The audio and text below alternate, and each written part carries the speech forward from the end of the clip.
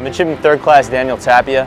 Why I want to serve is to give back to my community and country. Midshipman 4th Class Park, and I want to serve to give back to the country that allowed my parents to prosper. My name is Midshipman 1st Class Annie Nora Beveridge. I want to serve because I want to be part of a global force for good. My name is 3rd Class Megan Rosenberger, and I'm from Natrona Heights, Pennsylvania. Why I want to serve is because I'm proud to be an American. Hi, and I'm John Miles. I'm the Associate Publisher of Bold Business, and today we have with us Captain Robb Chadwick, who's the Commandant of Midshipmen at the Naval Academy. And Robb, we're filming you today at a very interesting place, at the Zephyrus Hills Drop Zone. Right. What are you doing here? A parachute team is down here. Every year they come down here and do training. My predecessor had shut down the parachute team just to do kind of a safety stand down, and when I came in I did all the due diligence to make sure everything was in place, and I brought the team back. Superintendent took my word for it that we were ready to reinstitute the team. I told him I'd supervise it, and I'd supervise it in such a way that I'll actually jump with them, and so I spent the last couple of months getting qualified. How many commandants before you have had this experience? I am the first commandant to ever jump with the parachute team. It's different because when you and I were at the Naval Academy, we did not have a jump team like this. So what are some of the things you think that having this is teaching the mids who are participating? I'm new to the skydiving world, but what I've seen and what I've seen with the parachute team here, they take a lot of the same approaches we do in the military. You know, if you jump by yourself, that's one thing, but you know, the jump I just did, it was a 6-way.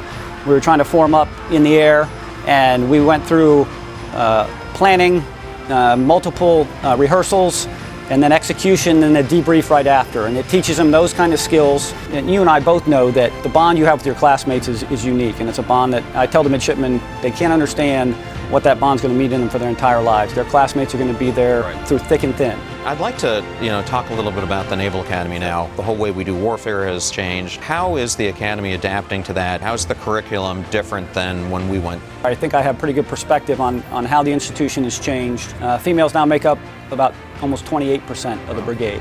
And the brigade is more diverse right now than it's ever been in history in any way you want to cut it, whether it be gender, race, geography, whatever it is. We consider ourselves a leadership laboratory, and very refreshing to me is that we've continued to evolve the way that we're developing leaders. I think I can safely say we are leading the country in terms of cyber education. We were the first school to get an accredited cyber operations major. Our newest academic building is being built right now, Hopper Hall, named in honor of Grace Hopper, which happens to be the first building on any service academy named after a woman. So I think we're equipping all the midshipmen with kind of that core kind of cyber knowledge and experience. You yourself have been recognized as a Stockdale Leadership Award winner, and this is an award that goes out to only 2 officers per year.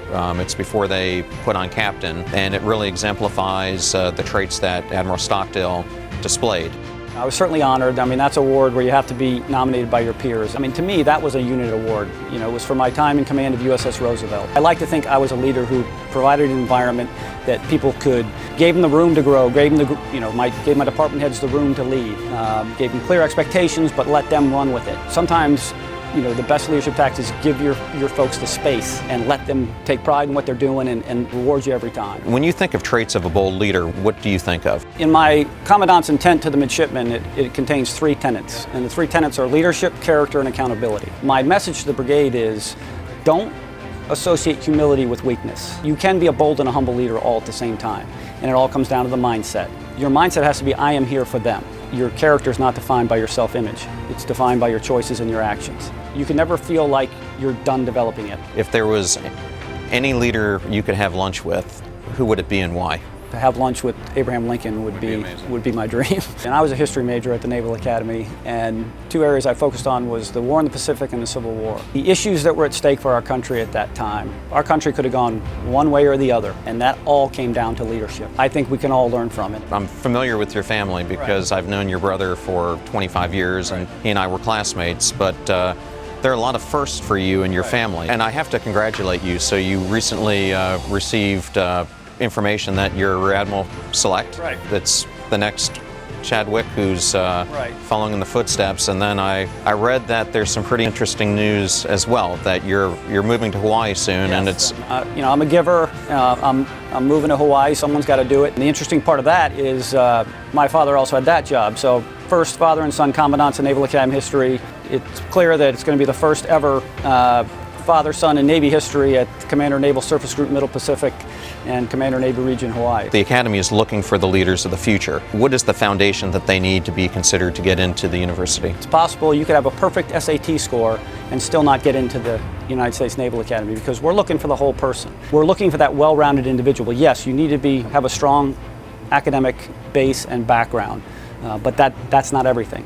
We're looking for people who have shown signs of leadership, signs of resilience, going outside their comfort zones. There are great opportunities to experience the Naval Academy if you think you're interested. For those in civilian companies that are looking to hire high-quality individuals, why should they look at a graduate of a school like the Naval Academy? Well, I think you start with the Naval Academy mission, which is to develop midshipmen morally, mentally, and physically. The second half of our mission statement, I think, makes us unique, and even makes us unique somewhat to our Service Academy counterparts. And it talks about providing our graduates with the tools for further development to assume the highest positions of command, citizenship, and government. The tools that anyone gets in the military are certainly valuable in the outside world.